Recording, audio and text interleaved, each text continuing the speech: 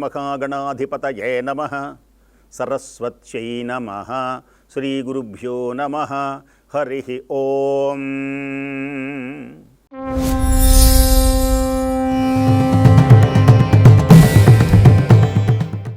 చౌడుప్పల్ అనేటువంటి ప్రదేశంలో వేంచేసి ఉన్న శ్రీ పుణ్యలింగేశ్వర స్వామివారి యొక్క దివ్య చరణార విందములకు శతసహస్ర కోటి ప్రణామములు సమర్పిస్తూ గణపతి యొక్క దివ్య వైభవాన్ని మనం వింటూ ఉన్నాం.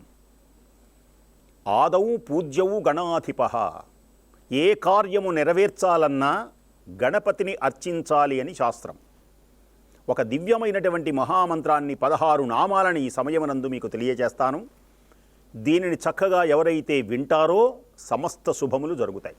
సుముఖశ్చైకదంతశ్చ కపిలో గజకర్ణికః లంబోదరశ్చ వికటో విఘ్నరాజో గణాధిపః ధూమకేతుర్గణాధ్యక్షో ఫాలచంద్రో గజాననః వక్రతుండశూర్పకర్ణో హేరంబస్కంధపూర్వజక షోడశైతాని నామాని యః పఠేత్ శృణుయాదపి విద్యారంభే వివాహే చ ప్రవేశే నిర్గమే తథా సంగ్రామే సర్వకార్యేషు విఘ్నస్తస్య న జాయతే. అంటే శుభకార్యములలో విద్య నేర్చుకునేటప్పుడు కానీ, సంగీతము నేర్చుకునేటప్పుడు కానీ, అసలు ఏ కార్యమైనా, సంగ్రామము కానీ, అసలు ఏ పని మొదలుపెట్టినా గణపతిని అర్చన చేసి మొదలుపెట్టాలి. ఈ గణపతి మనం నిన్న చెప్పుకున్నాం, పసుపుతో ఉంటాడు. పసుపు రంగుతో స్వామివారిని అర్చన చేయాలి. పసుపు రంగులో తమలపాకులో స్వామిని పసుపు ముద్ద చేసి దానికి బొట్లు పెట్టి ఆ స్వామిని ఆవాహన చేయాలి.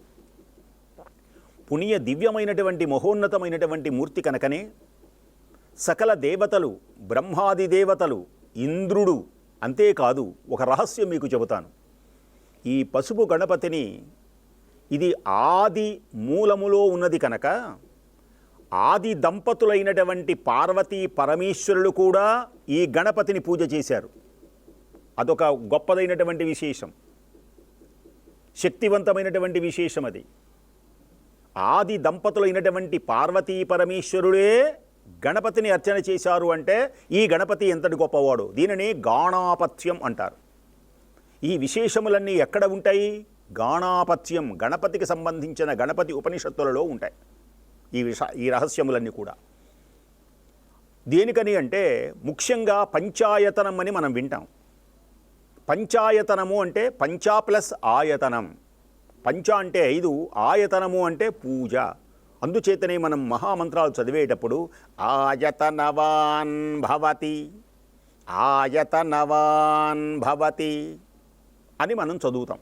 ఆయతనవాన్ భవతి అంటే ఆయతనము అంటే పూజ, నీకు పూజ చేయుచున్నాను. పంచాయతనము 5 దేవతలను ఒక చోట ఉంచి పూజ చేస్తున్నాం.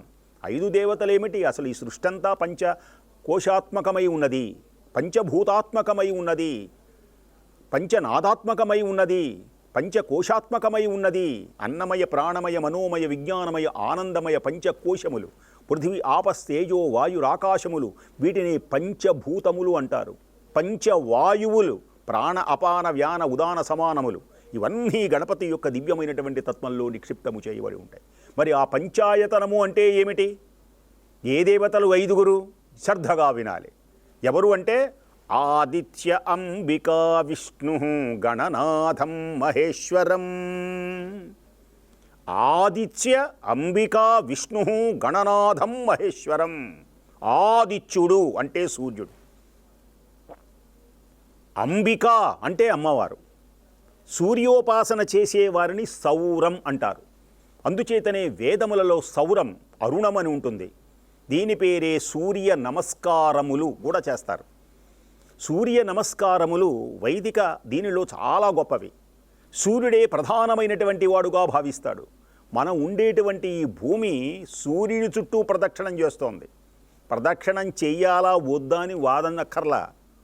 అసలు ఈ భూమి మీద ఉన్న వాళ్ళందరూ ప్రదక్షిణం చేస్తూనే ఉన్నారు. కొందరు నాస్తికులు ఇలాంటి కొందరు ఉంటారు, ఒక విచిత్రమైనటువంటి వ్యక్తులు. ప్రదక్షిణాలు ఏమిటి అని. అసలు నువ్వు ఉన్నదే, నువ్వే ప్రదక్షిణం చేస్తున్నావు సూర్యుడి చుట్టూ. భూమే ప్రదక్షిణం చేస్తున్నది, ఆ సంగతి తెలియదు. భూమే ప్రదక్షిణం చేస్తున్నప్పుడు నువ్వు కూర్చున్నా తిరిగినా ప్రదక్షిణం చేస్తూనే ఉంటుంది. అందుచేతనే సూర్య భగవానుడు చాలా గొప్పవాడు. మనం నాస్తికుల మాటలు వినకూడదు, అక్కర్లేని మాటలు వినకూడదు. వాళ్ళకు ఏమీ రావు, తెలిసినట్టు నటిస్తారు. సూర్యుని యొక్క గొప్పతనం ఏమిటో కూడా తెలిసి కూడా కొందరు తెలిసి అసత్యం పలుకుతారు. అందుచేతనే వాళ్ళు అహంకారపూరితులైన వారు. అహంకారం ఎప్పుడు కూడా అవశ్య దానిని విసర్జించాలి. సూర్యభగవానుడు ఆదిత్యుడు, అందుచేతనే సౌరం. సూర్యభగవానుడు ఎంత ఉపయోగిస్తాడో మనం ఇతడు చెప్పుకుందాం ఎప్పుడైనా. అందుచేతనే శ్రీరాముడంతటి వాడు అగస్త్యుడు ఉపదేశం చేస్తే ఆదిత్య హృదయం అనేటువంటి దాన్ని పారాయణ చేశాడు. ఈనాడు ప్రతి వ్యక్తి కూడా నదీ స్నానం చేసి సూర్యునికి అర్ఘ్యప్రదానం చేస్తారు. సూర్యుడు లేకపోతే జగత్తే లేదు, ఋతువులు లేవు, వర్షాలు లేవు, ఏమీ లేవు. అలాంటి సూర్య భగవానుడు ఆదిత్య, ఇదొక ఆరాధన. దీని పేరు సౌరం. అంబికా, అంబిక అంటే అమ్మవారు.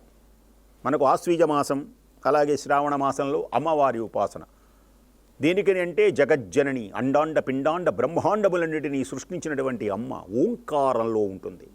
ఓంకార పంజరసుకీ ఉపనిషదు ధ్యాన కేళి కలకంఠీ ఆగమ విపిన మయూరీ ఆర్యాం అంతర్విభావయే గౌరీం.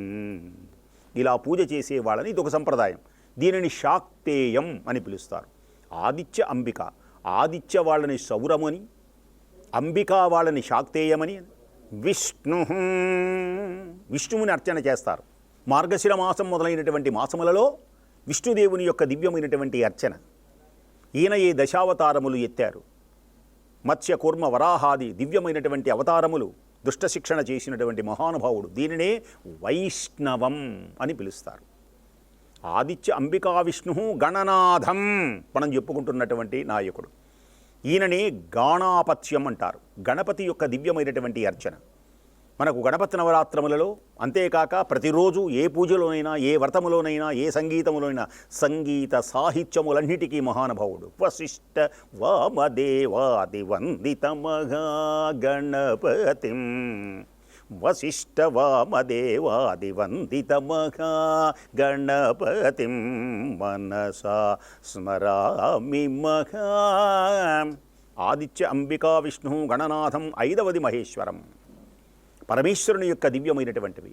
ఈ ప్రదేశమునందు చౌడుప్పల్లో, ఈ పుణ్య ప్రదేశంలో పుణ్యలింగేశ్వరుడు, ఈయనే మహేశ్వరుడు, మహేశ్వరుడు, సకల సంపదలను కలిగించేటువంటి మహానుభావుడు. దీనినే శైవం అని పిలుస్తారు. ఇలాంటి పంచాయతనములలో ప్రథమ పూజ ఎవరిది అంటే గణపతిది. అట్టి గణపతి యొక్క దివ్య చరణార విందములకు 100,000,000 కోటి ప్రణామములు సమర్పిస్తూ ఓం మీకందరికీ సర్వశుభములు కలగాలని కోరుకుంటూ స్వస్తి.